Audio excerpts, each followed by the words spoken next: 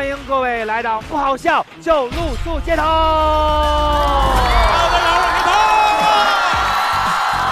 这谁说的？女人，你在玩？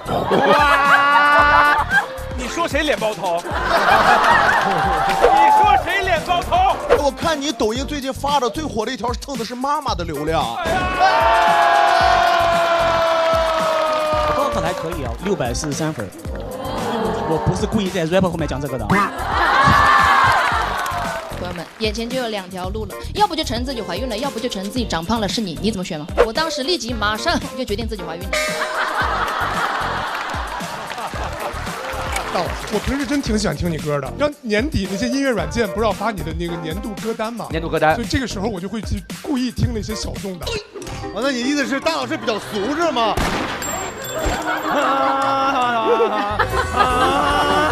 他为了不放你，得听20多遍别的歌。闲鱼便宜，闲鱼集市更便宜。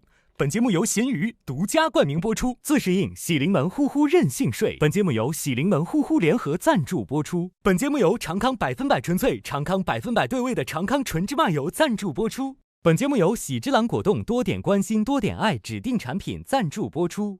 连接你的热爱。本节目由大麦演出联合出品，买票上大麦。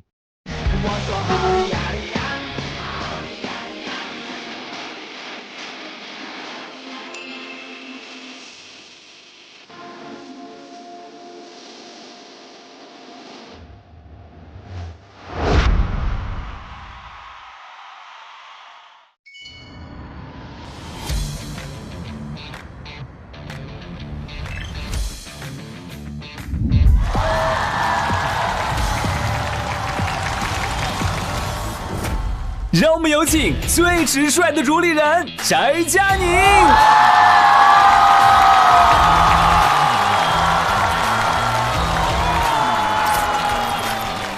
接下来有请最靠谱的主理人，脱口秀天花板周奇墨。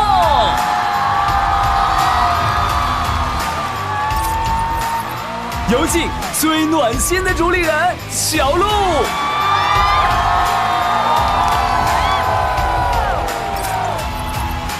有请最热闹的主理人，欢乐氛围的制造机大张伟。老师好，老师好，哎，谢谢各位，谢谢各位，来一圈，来一圈，打一圈，打一圈，谢谢各位。欢迎各位来到我们一周最开心放松的时刻，不好笑就露宿街头。那今天这位朋友他是返场大嘉宾，他之前来过，说明这个人很有时间哦。然后再加上这个人离这儿也很近，溜着弯就来了。那么这个人是谁呢？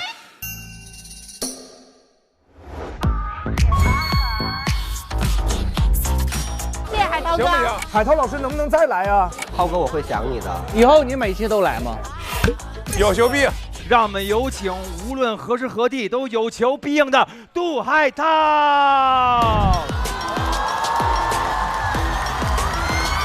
涛，大家好，我是海涛。你的摊又来了。开始跟导演说，我说导演又来了，特别开心。导演说露丝也来了2次。哎呦，我说挺棒。一共10期的节目，我们俩就录了4期，也算是撑起这个节目的半壁江山了。上次安排的特别好，然后大家就感受也特别好啊，然后也有一个全新的 slogan。是，听到这个呢，我能办的就都办，咱们主打的就是一个有求必应。咱们是这样，吃饭认识厨子。咱们饭店有人儿，拍戏认识导演，咱们剧组有人儿，去留学，咱们国际有人儿。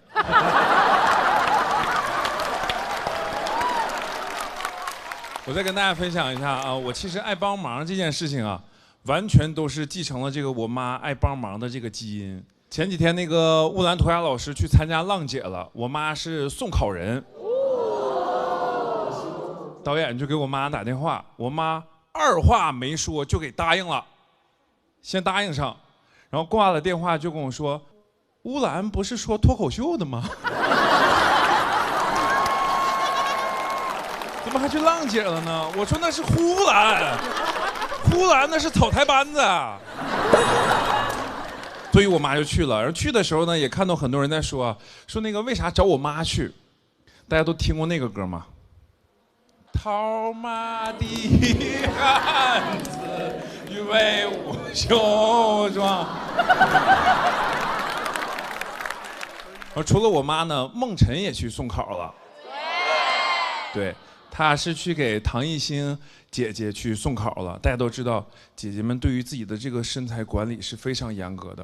然后孟晨呢也发现，就是我确实好久没跳广场舞了，最近确实又是胖回来点儿。她对于有复胖这件事情非常的着急。对于我来说啊，我听到了至今以来她说我最重的词，我非常惊讶。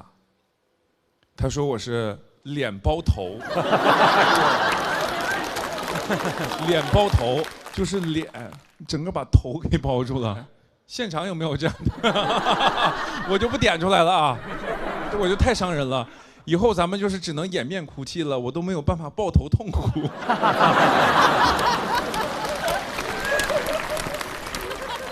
所以痛定思痛，我做了首诗。大老师知道我爱写诗啊。脸包头，媳妇儿说我脸包头，脸蛋儿圆嘟像皮球，让我饭后百步走，不然不让牵小手。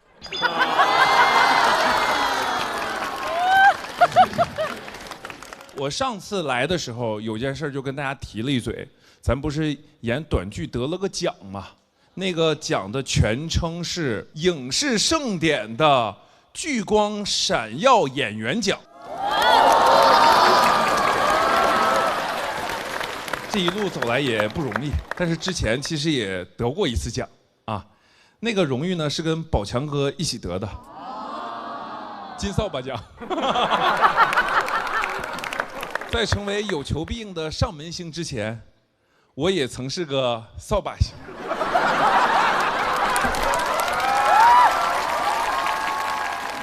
那会儿的作品啊很稳定，出手就是3分。护理。而且凭这个角色呢，我还得到了网友特别可爱的一个称号，叫做“邪恶小面包”。你看帅哥演反派的感觉。弹幕飘过，哎呀，这粉丝吃的太好了。咱们这一演，这反派吃的太好了。还有观众说我演的这个反派非常的霸道，有那种皇子的气质。我有点不好意思了，一不小心演成黄子韬了。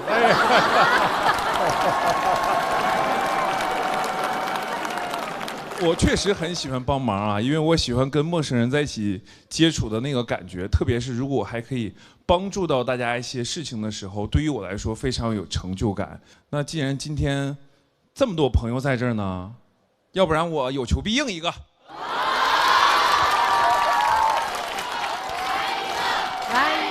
来一个啊！行，来一个，那我就来一个音乐起。休闲娱乐来一个，欢庆节庆来一个，开心世界来一个，旋转团聚来一个，喜之郎昨天关心多点给我上喜之郎！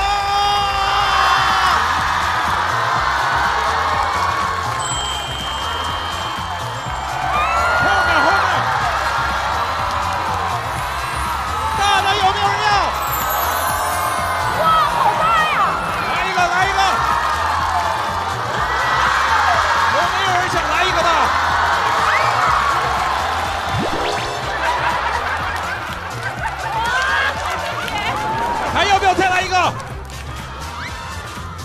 了，我还有事儿啊。好的 ，QQ 谈谈快乐分享，感谢陪伴我们长大的老朋友，喜之郎果冻的投喂。有事您说话，有求必应，谢谢大家。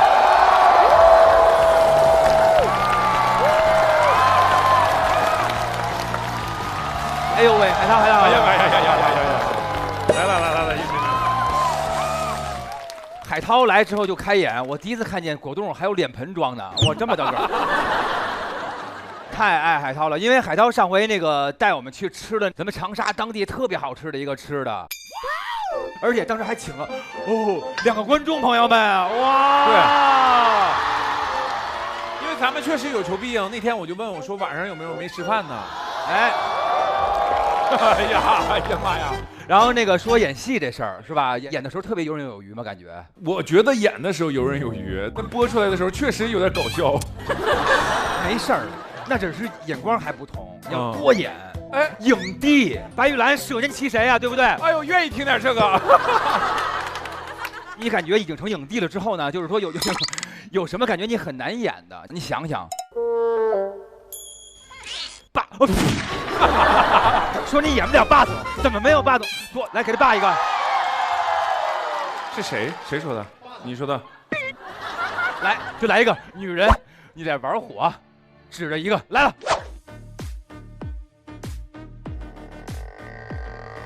女人。你才玩火？哎呀！哇！怎么有点？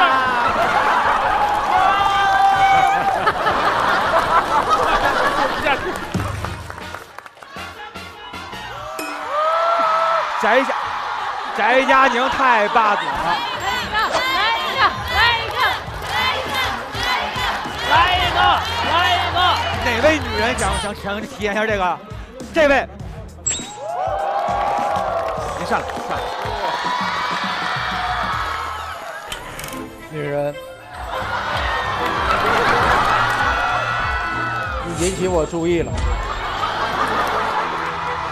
放学别走！哎呀，不能死吧！大哥，你这样你是在玩火。哎，来，谢谢您。那么今天我们的节目呢，所有的表现呢，还是要仰仗各位的评判，各位手中都有一张这样的卡片。所有演出结束后，根据您自个儿的感受进行打分。在单场评分4星以上，比例达到70%以上的，我们就能解锁优酷平台提供的各种奖励。相反，没有达到70%，就要准备露宿街头。10场演出之后，4星以上达到70%，就能够解锁2026全年的大卖全国巡演。但是我们海涛今天说，不仅带了好吃的，还有一个惊喜嘉宾。哎呦，真有惊喜嘉宾！你先给大家一个提示，惊喜嘉宾是什么样的？他是泰斗级别的。我泰斗手那个一直颤嘛，身体不太好啊。第一位上场的会不会就是你那位惊喜嘉宾啊？会不会一上来就给我们一个特别厉害的惊喜？哇，一个玩意儿！惊喜嘉宾我们再等等，先来看看新人。第一个特别厉害，听说特别炸，整个人特别炸，我自我引爆了，这人是谁呀？那么有请特黑怕特别炸，他就是我们的新人演员，来自黄土高原的福娃爸爸。大家好，我是宝宝，来自陕北延安塞。来这个节目非常自如，就跟老朋友见面一样。我觉得我没啥问题，我说实话，我就想近距离接触一下你俩。谢谢你。比我想象中瘦好多啊！你平时想象我干嘛？哎，没有。我了没？哎，我，还记得不？在西安见过。啊，对，见过。跟不姐，我们一起吃饭。对，我上 PD。感觉你已经来这个节目8期了。来这个节目，我就不怕露宿街头，因为对我来说，就回归街头，让街头上的兄弟们看看我的街头情况。有请新人演员爸爸。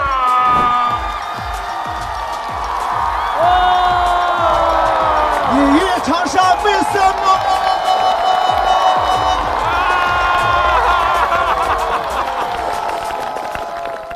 大家好，我叫宝宝，来自陕北延安安塞县。从高速公路口一下来以后，先过一个转盘，然后再往南走200米，右手边那个小区就是我们家。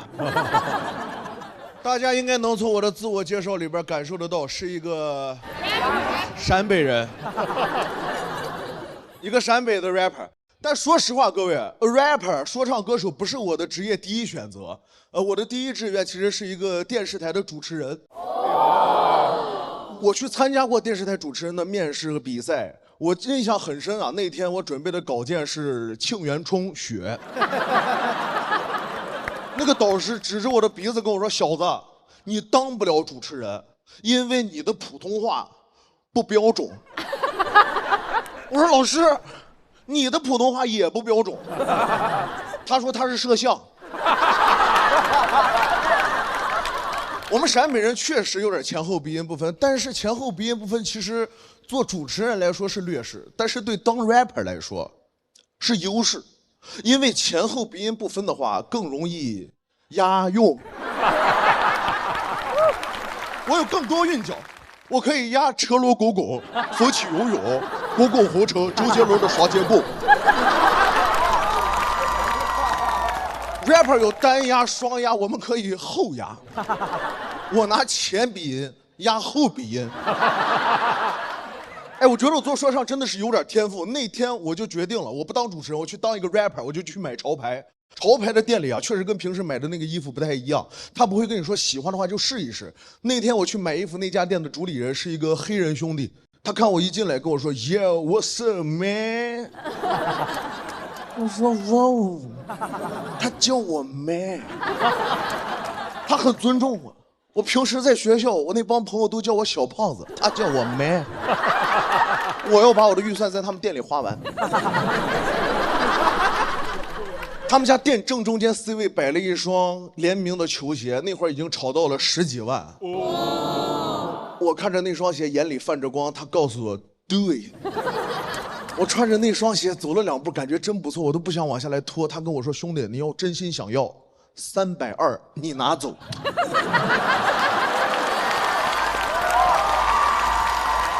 我爱说唱，换上了那双联名的球鞋和一身 oversize 的衣服，我站在镜子面前都开始不由自主的开始摆弄自己的身体。哥趴在我耳朵旁边跟我说 ：“Young my man, listen， 从今天开始。”你就是一个 rapper 了，各位，我就是那天当的 rapper。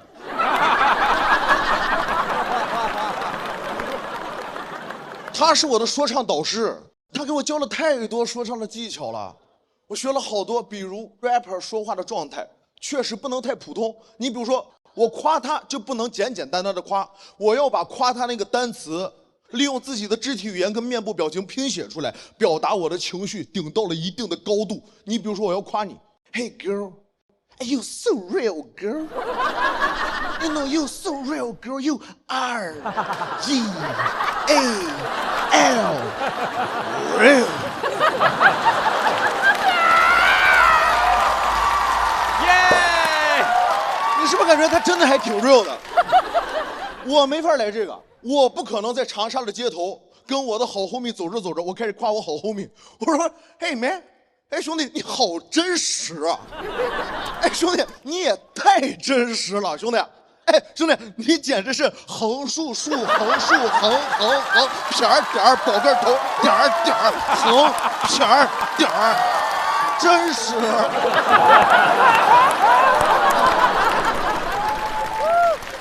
他教了我太多了。他不光要教我怎么说话，他还教我一定要多听听那些来自西海岸的音乐。我们在一块就这么着玩了半年，半年以后祛魅了。祛魅那天我印象特别深，因为他在国内读书，读了半年就要回到自己的国家去。我们2个打视频聊天，我们2个在聊天的时候，我看到他们家的背景了，茅草屋，一帮人光着脚在院子里边敲手鼓。我说兄弟，咱一块玩了半年多，听了半年多西海岸的说唱。你回国了跟我说你是非洲兄弟啊，而且你在给我看什么？打鼓，我们陕北人最擅长打鼓了。我从那一天开始就知道，我不能当一个表面 rapper， 我得当一个真正有作品的 rapper。我就开始写歌，我就写了我人生中第一首说唱音乐，是我们陕北的方言说唱，叫 Mr. 霸道。那首歌很简单，副歌只有一句，叫兄弟开的是霸道，把油给我加满。有的人可能不知道霸道是什么东西啊，因为很多 rapper 第一首歌都要写自己的 dream car， 哎，我就写了这台车。是有人表示很疑惑，他说你作为一个 rapper， 你怎么不写跑车啊？我们那儿黄土高原，跑车底盘多低啊！我得写大的 SUV， 而且我能从你们刚才有些观众的表情里边看得出来啊，你们甚至都不想藏一下，你们是不是觉得我的歌有点土？你们有没有听过另外一首歌是这么唱的？他开着邻居家的 Toyota， 追着日落，跟父母说是最危险的地方，他都去过。这个是洋的是吧？ Toyota 就是霸道，全是偏见。当那歌发出来以后啊，确实在当地也是小有名气。各位，你们得恭喜我吃上说唱的蛋糕了。哎，发完歌不到3个月啊，上音乐节了。2万人。那天晚上压轴的 rapper 叫盖。各位能明白那个含金量吗？盖9点半上台，我1点半。那场音乐节的阵容，如果算吃席的话，我都不算凉菜，我算瓜子花生。但这个对我来说很重要，因为这是人生中第一次上音乐节，而且我那天在音乐节上讲脱口秀了。哎，家人们，我应该算是中文脱口秀史上第一个站在音乐节主舞台上讲脱口秀的脱口秀演员了吧？对。我必须摸着良心跟大家说啊，第一，我热爱脱口秀，只要有我出场的地方，我一定会表演我的段子。第二，因为我那天有半个小时的表演时间，但我只有1首歌。我那天霸道唱了3遍，我还有20分钟，确实有点吃力。在那个地方，明显感觉脱口秀演员是没有 rapper 专业了。前一天我们试音的时候 ，rapper 带着自己的团队 DJ、producer， 还有各种 MC， 然后试音可臭屁了，拿着麦克风，专业啊。耶，麦克风 check 1 2， 啊哈啊哈，老师低频高一点，高频低一点。我哪会这个？我们脱口秀演员，我们试音只有一种方法，拿着麦克风，喂喂喂。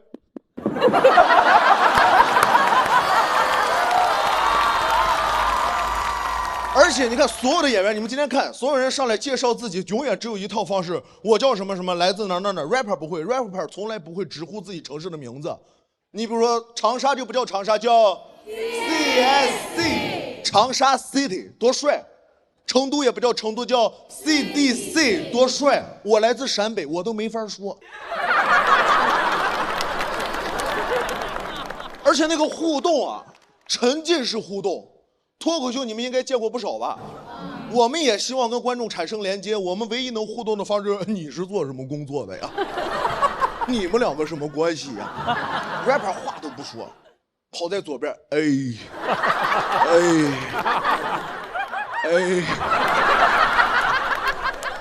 他只需要开一瓶矿泉水，问你们 You ready? You ready? Say 1, say 2, say 1, 2， 所以全撒你们脸上。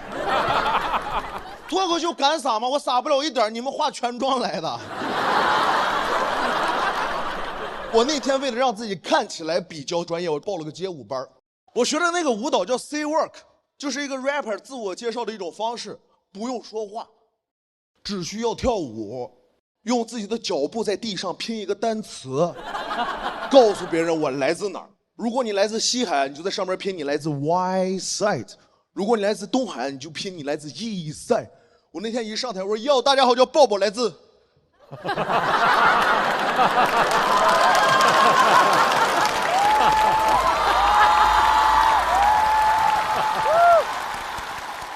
安塞。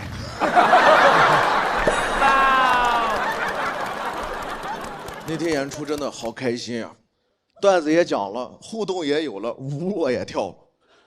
我期待我收获到一些跟脱口秀小剧场演完以后一样的 report。我期待看到的那天音乐节的 report 是本来是冲着压轴的盖来的，没想到被第一个开场的抱抱给圈粉了。我特别想看到这样的 report， 晚上回去我各种搜啊，全平台的在搜音乐节、抱抱演出、说唱、脱口秀，无人在意。我那么卖力的互动，那么卖力的段子，那么卖力的唱歌，无人在意。所有人都在问，说为什么这个叫抱抱的 rapper 的苹果肌这么亮？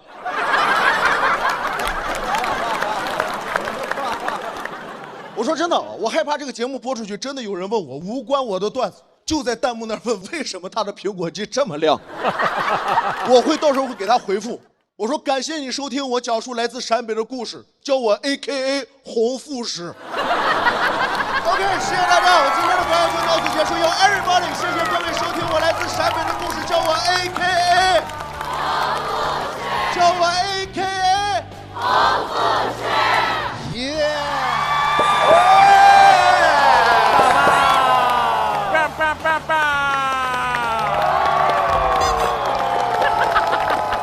哎呦，这里是 AKA MC 杜鹃花，蓝蓝的天上白云飘，我是白云下面杜海涛，最爱吃拔丝香蕉，拌的棒棒棒棒棒。杜海涛，有没有你别人特别厉害的说这段的时候，别人从你面前走开的呀？我是杜海涛，别人走了。这里是 AKA MC 杜鹃花，蓝蓝的天上白云飘，我是白云下面杜海涛。追着说，棒棒棒棒棒棒棒棒，我来了，棒棒。感谢我们的抱抱，感谢我们杜鹃花杜海涛。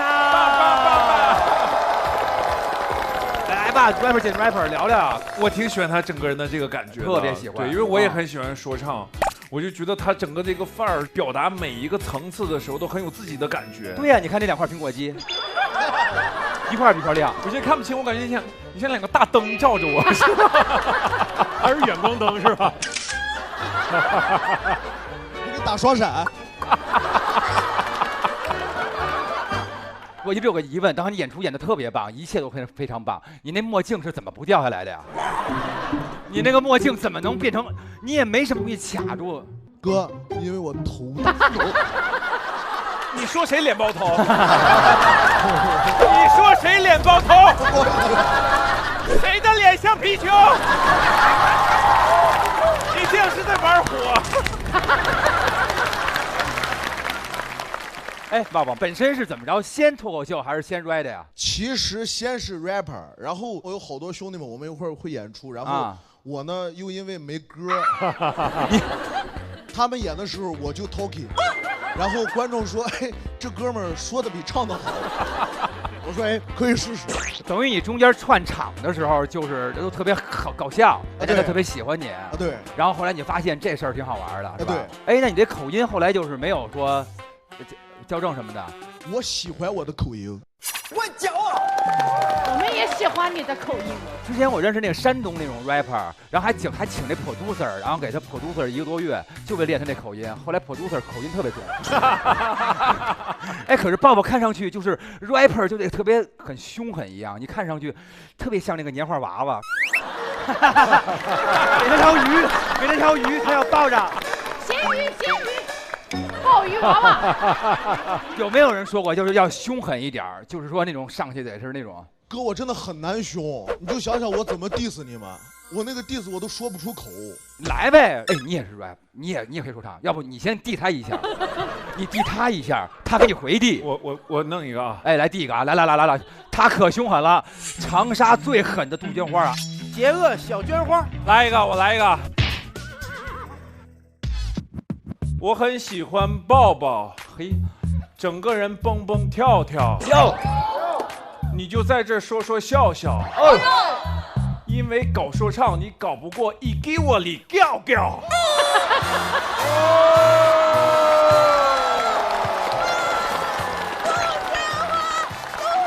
Come on, come on, boy. Come on, boy. 调调，哇塞，这一段乾隆听的都说好过时啊，哇！哎呀，这词儿我也憋半天，多少年了？哎，怎么样？他说你调调，哎，涛哥从英国留学回来，感觉多了一股英伦的惆怅。有。哎，我看你抖音最近发的最火的一条，蹭的是妈妈的流量。哎呀！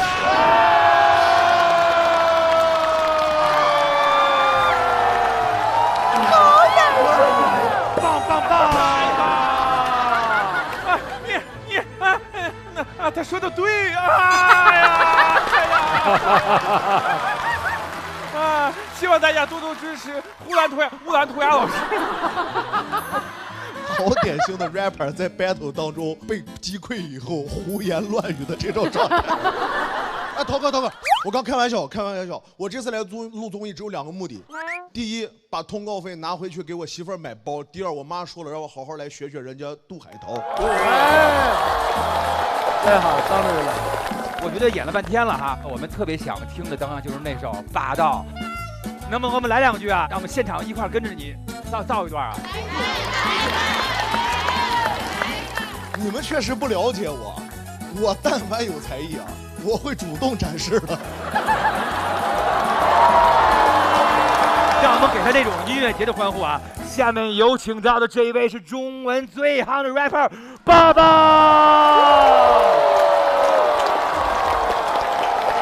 家人们，我这歌特别简单，副歌就一句，你们一定是会唱的，好不好？准备 ，My bro，Let's go。兄弟开着车霸道，把油给我加满，出门去下大道，你的跑车叫滑板。兄弟开着车霸道，把油给我加满，出门去下大道，你的跑车叫滑板。兄弟开着车霸道，兄弟开着车霸道。好了，老师，剩下2分钟都是这一句。我觉得歌真的唱得很帅，但是不如脱口秀。希望您这个一直能霸道下去啊！不管在哪个赛道，都能够赛出自个儿的特别棒的未来。谢谢大家，拜拜，再见，拜拜。拍特别好，整个舞台上整个表现都非常的自如，甚至超水平发挥，替他开心啊！抱抱也太霸道了，因为他不光是只是说热闹，他的段子也好，他的表演状态也好，都是有效的呈现，所以他好到就是令人生气。我预测以后脱口秀界这个说唱的人会越来越多，因为呼兰是谁？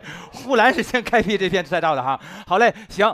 那么下一位呢，是一位这一位大家听完之后一定会鸦雀无声。太炸了，没法接呀，哥哥。观众特别好，你只管演你的，兄弟给你开得很好，你放心。抱抱很炸呀，他炸的我在后台蹬我都有点心慌了。哎，他真的很讨喜哎，他人又活泼啊。这太难接了。炸翻了，他的舞台表现力还有情绪感染力太强了，接不住。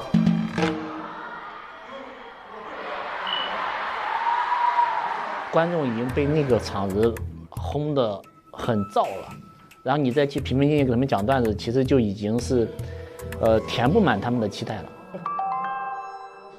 那么下面这一位是来自山东的高铁工程师楚哥。大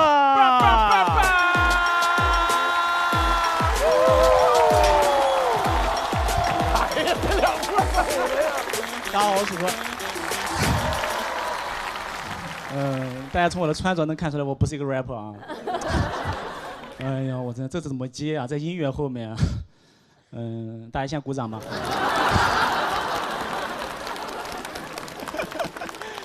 其实我是一个山东人，因为高考离开了农村老家。我高考考的还可以啊，我高考考了643分啊。我不是故意在 rapper 后面讲这个的。确实高考643分啊，我们村历史最高分。直接从那以后，我们村的家长再教育孩子，只要我在面前，都会问一句：“你当年考多少分来着？”去年春节回老家，在村口约一个老同学，他开了辆某迪 A8，4个圈的。我也开辆某迪，2个轮的。这路过一大爷很好奇，问他说：“你那个车多少钱？”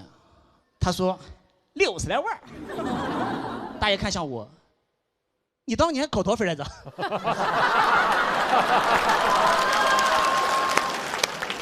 最主要是我们村的有些人还以为我混得很好，经常找我办事儿，就他开车违章了都找我，我真的很无奈啊。我600多分也不够扣了呀。高考很顺利，但我中考就没那么顺利，因为我中考考试前一天晚上我太紧张了，我一整晚没有睡着觉，就第2天考试的时候反而不紧张了，就睡着了。这后来我是被监考老师叫醒的，我一睁眼他就站在我面前，你再说梦话就算你作弊。这考完试之后，我就我的人生都完了，你知道吗？我特别难过。然后我一好哥们儿，他觉得考得不好，那天晚上我们2个就肩搂着肩走在操场上，互相安慰。但后来成绩出来之后，我特别生气，我感觉我被欺骗了，因为我那哥们儿考了全级第2。真的回想他那晚的嘴脸，那亏我那么信任他，他也特别生气，因为我考了第1。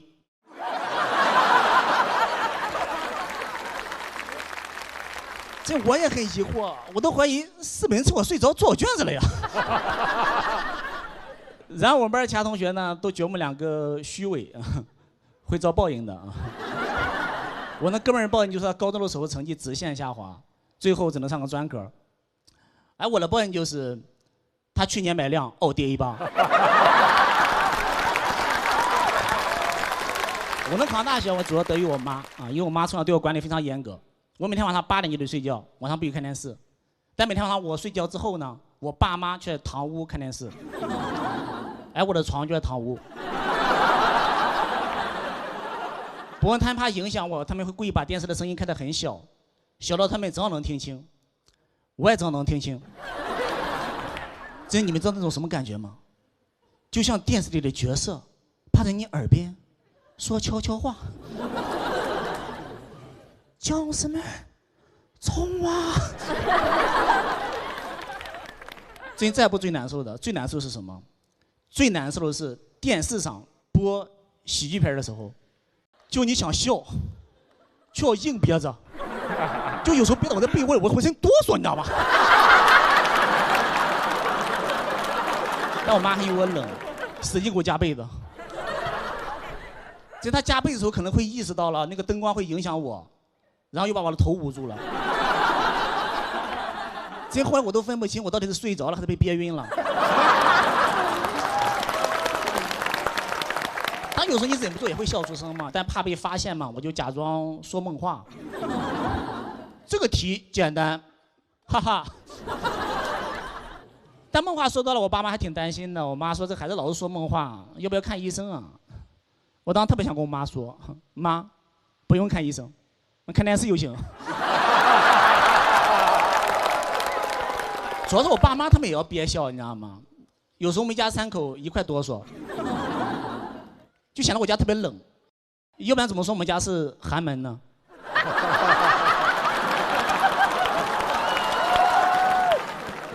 后来也确实通过高考走出了农村嘛，去了大城市啊，青岛。但是我一直都不觉得自己是个城里人，就很敏感，就特别在意别人的看法。就我在意别人看法到什么程度啊？就去理发，去之前我要先洗头，我怕人家嫌弃我。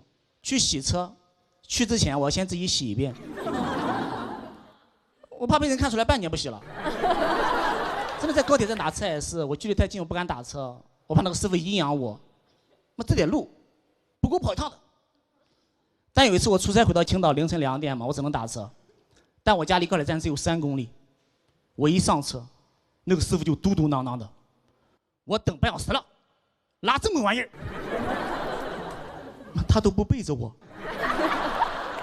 我的忍耐力有限度的呀。我说师傅，你别说了，你绕路吧。我能报销。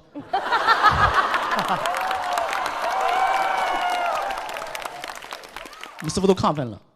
那天晚上我到家的时候，天都亮了。师傅还拉着我接了2单。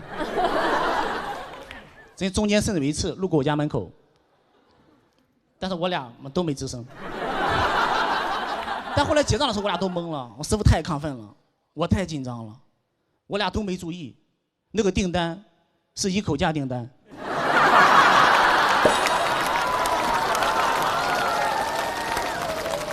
就师傅拉了我一晚上，挣20。不过现在确实也好很多了，因为现在这么多年了，我现在已经想通了。其实我想没有必要这么敏感的。别人因为我是农村的身份还瞧不起我，那不是我的问题，是对方的格局和希望有问题。对，我应该瞧不起他，但我不能瞧不起他，因为这样显得我格局和希望有问题。我现在反而觉得我很喜欢农村这个身份，因为我不知道你们有没有感觉，就是说每次放假，我哪怕在青岛待着，我满脑子也都是工作。我只有回农村老家，然后走在那个田间地头里，我才能感觉到真正的轻松。而且农村人也很朴实，他们不会给你造成真的压力，他们不会给你聊房贷、聊车贷、聊加班，他们只会很真诚的问你，你当年考多少分来着？其他有水果。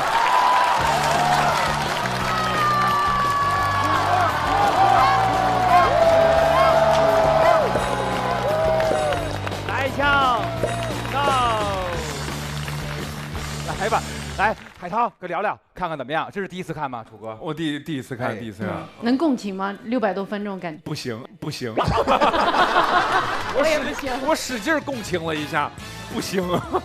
我能共到580左右吧？对，600再往上就共不了。对，无法代入。哎，楚哥，你说你小时候怎么听电视？对，因为我爸妈不让我看电视。那后来怎么着了？就是后来那个疯狂的弥补了吗？要看电视？我弥补的特别厉害。我大学的时候疯狂看电视。我大学期间，我觉得4年我得看了有200-300部电视剧。哇塞！1月份要考研，我12月份看了有4-5部电视剧。哇塞！完全放纵了，就是把以前小时候的遗憾全都补回来。我上一次听人这么说，玩命看电视的还是黑灯呢，就是说他看太多，然后直接再不看不了。对。还有那种小时候补偿的事儿有吗？就是说像他刚才说那个，哎呦，这个太有了。我记得那个时候我们小的时候，那会儿看一本杂志叫 Size， 什么 Size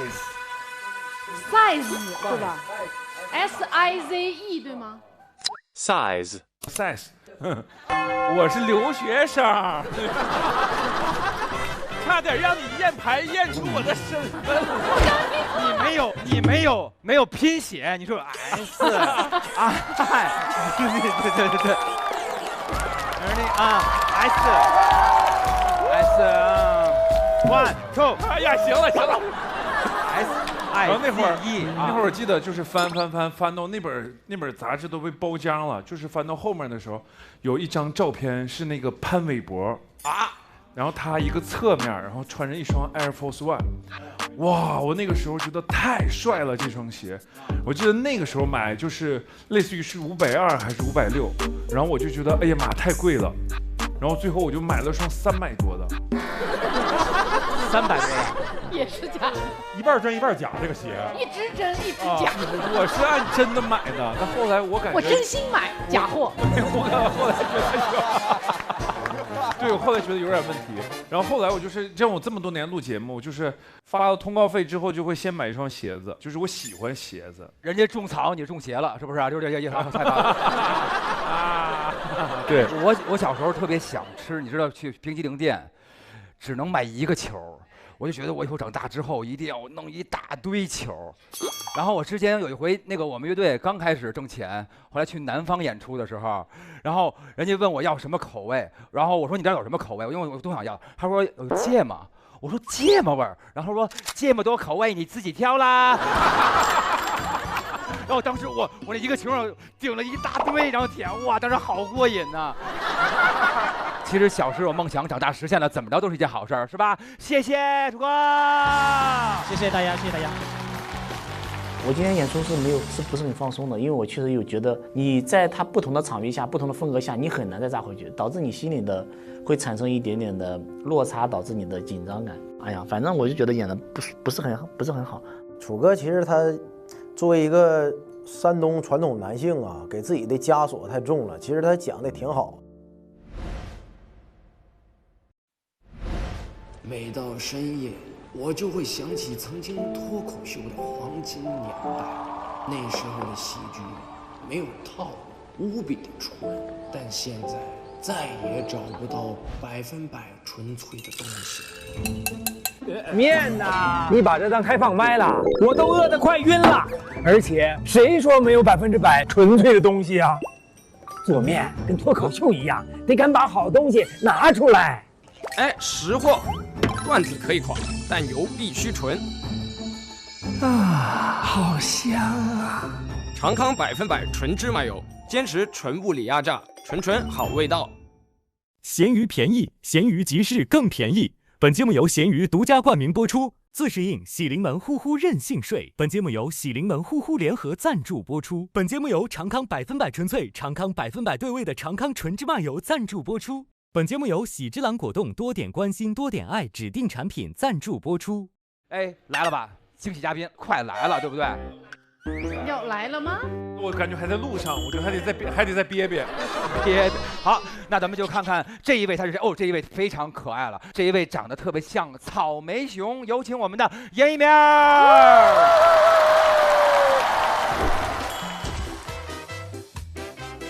其实我刚开始上台之前，我在台下是很忐忑的那种，因为那个场子被鲍勃老师炸完之后，我怕观众就是已经全都喜欢他那种风格了，怕适应不了后面大家那种纯讲述型的了。然后感谢楚歌老师吧，他通过自己的讲述，让大家重新进入到了听我们这种纯讲述段子的状态。拼了，尽力，有请我们的严一鸣。草莓熊来喽！大家好，我叫严一鸣。谢谢。跟大家聊了。哎，我最近发现我呀有一个很大的一个缺点，就是不会修车。可能你们觉得很正常，对吧？关键我是干这个的。我上学学的这个，我在大专学的修车，然后我和其他大专生不一样，我是从中专升的大专，挺难，专升专，643分，这辈子没法体验。中专升大专人少，一共就那10多个人，因为人少，学校想让这些人都当班干部，就是想让我们互相管。然后开学第1天当天是真的我有事儿没去，然后第2天再回学校，问题就出现了。我全班一共15个人，选出来14个班干部。我14个班干部转圈管我一个。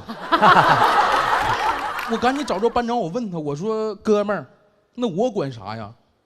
他说你得管我，叫班长。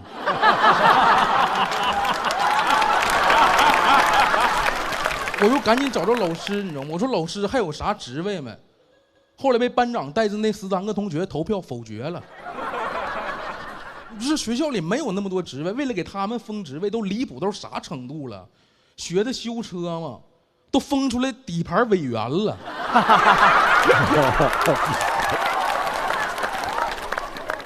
太离谱了，你知道吗？确实学的修车，但我说实话，真的，我对修车我不太感兴趣。不是说这行不好，我不感兴趣。选专业的时候，我爸和我说，他说儿子，你现在年龄也大了，你做什么选择我都不干预你。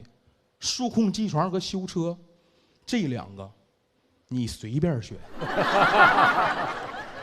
我说那数控机床吧，他说数控机床很累，黑天白天加班。我说那修车，他说哎，这个是你自己选的啊。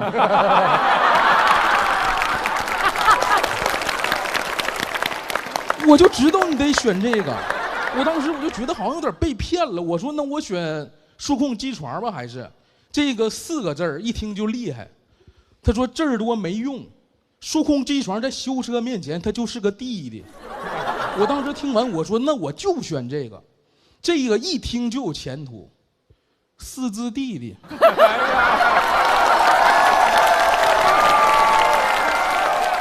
没有办法，最后没犟过我爸，还是选的修车。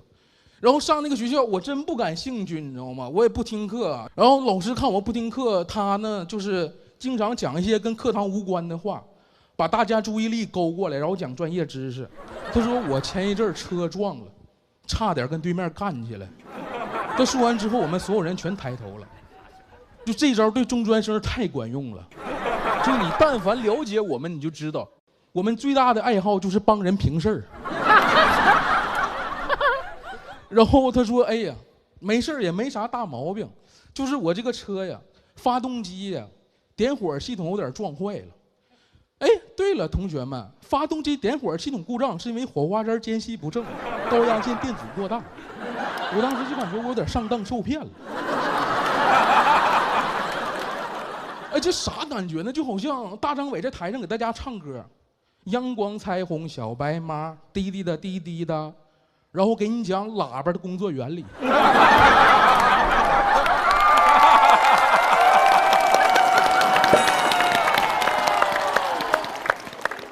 莫名其妙的，你知道吗？然后他问我们，他说：“你们为啥不听课呀？你们男生不是天生就应该对车感兴趣吗？”我想知道为啥呀？为啥男生天生就要对车感兴趣？那我想知道车没发明出来之前，男的每天搁家都干啥呀？不是，难道那个时候男的每天搁家待着就是，哎呀，这一天活着可真没意思啊！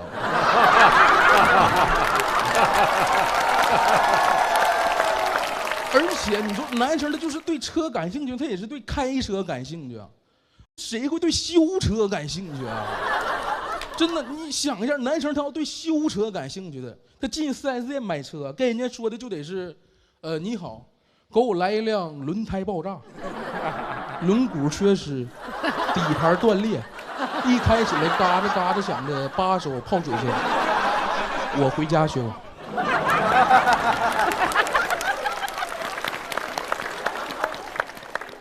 那不可能，你知道吗？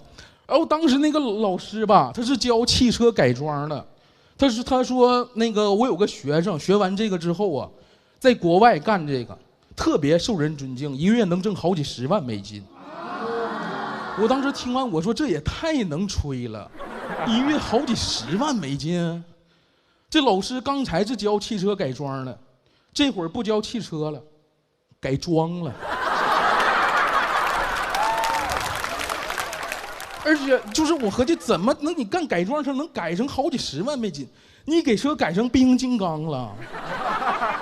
而且我觉得真的，你真正修车，我觉得受人尊敬的地方，它不应该是国外，它应该是变形金刚的故乡塞伯坦星球。哎，你想一下，一个修车的在那儿指定受人尊敬。你想一下，我在塞伯坦星球大街上溜达，擎天柱看见我了，说：“咦呀，一鸣老师。”哎，你给我看看我这两天肩膀头子疼，咋回事啊？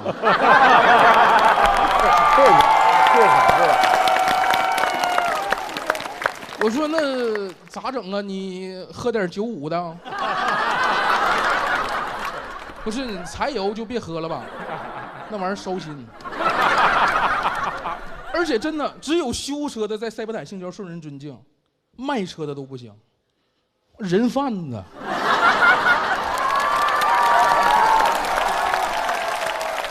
而且你知道学修车最烦的是啥吗？学修车最烦的就是过年过节你家亲戚来你家串门的时候，他真让你帮他修啊。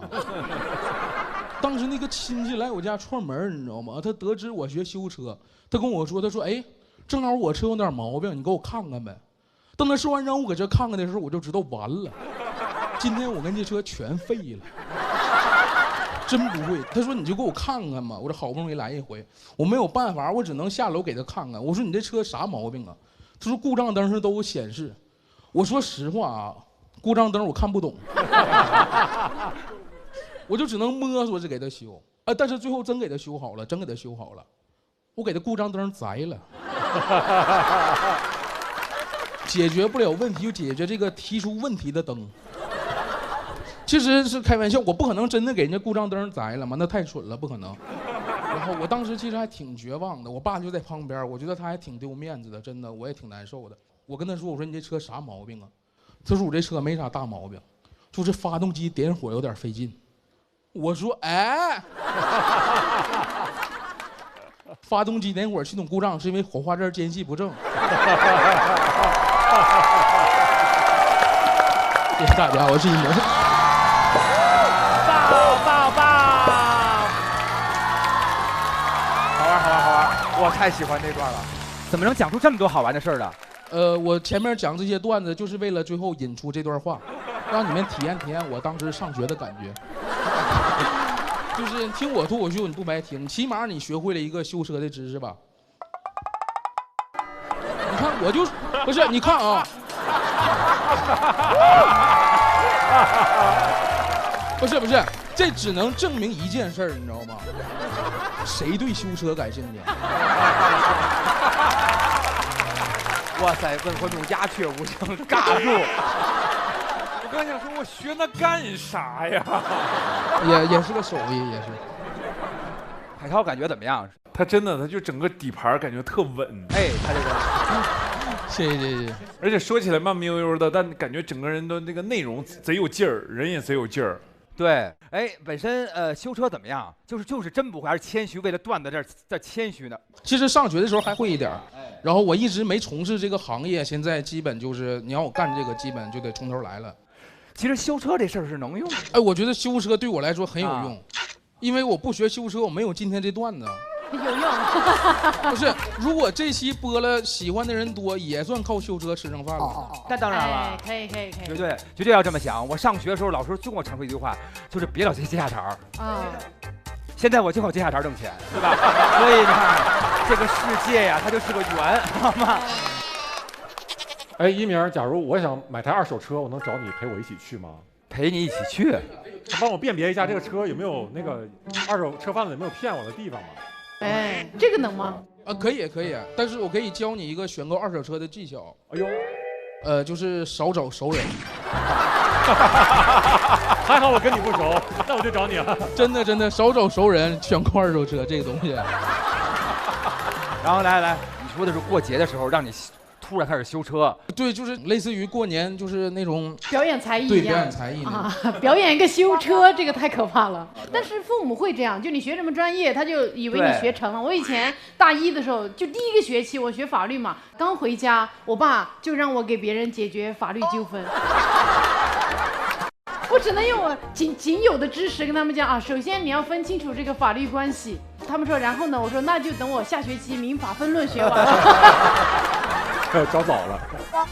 对，他是这样的，有的时候他对自己会有误判，对自己有误判。对，我之前不是我去上学嘛，我真的就觉得我学2月，我现在已经老厉害了。我给自己办了个毕业典礼，给自个儿办，没有人参加，对吗？当时能有300-400人，快400-500人，然后整个就那么多的人，但是我忘了，其实我才刚开始学。整个一个本子大概4页纸，比如说你朗读的话。可能7分钟就读完了，全英文。我45分钟还没有弄完呢。是一边读一边查字典，是不是？就是一边说一边磕磕巴巴的，然后一边一直在那呼麦，然后hello，不是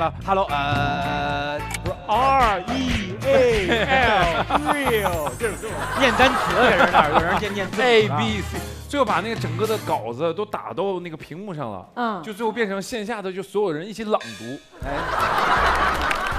哎，那你应该大概已经记住一些了，对不对？给我们现场朗读一下，好不好？哎呀，别，听不听？哎呀，别，前3句 ，Hello，Nice to meet you， 拜拜，就是这些。I'm do hi cow。不是，他叫做哇，你叫做 Hi， 他英文叫 Hi。Hello everybody, I'm Hi, I'm TV show host. Nice to meet you, everybody。老英国腔，然后呢？拜拜。See you。哎，这我真觉得大家应该有一个自己的爱好，不管是任何的事情。就像我小的时候，我就写字，然后也会画一些东西，然后慢慢你会发现这些东西真的就是都会长在你的身上，因为这个就是我自己画的。对，然后这个底下，你看这个谁 Q 你这段了？有病吧？自个儿莫名其妙说你一定要喜欢这个，你看看这就是我自己画的一个 T 恤衫，多少钱呀？我问问。然后是这样，就是这一段，这个多少钱？这个叶子这边是木然后这边是土，然后是石吗？不是，然后这不是，这是一个土，然后这是一个度。哦，这还真是个度，这是个木，这是个土。哎呦喂！各位喜欢的话，屏幕下方的链接记得。我就知道是这一段。谁 Q 你了？自个儿来这么一段啊？可以。那么我们谢谢您，谢谢严一鸣。该来了吧？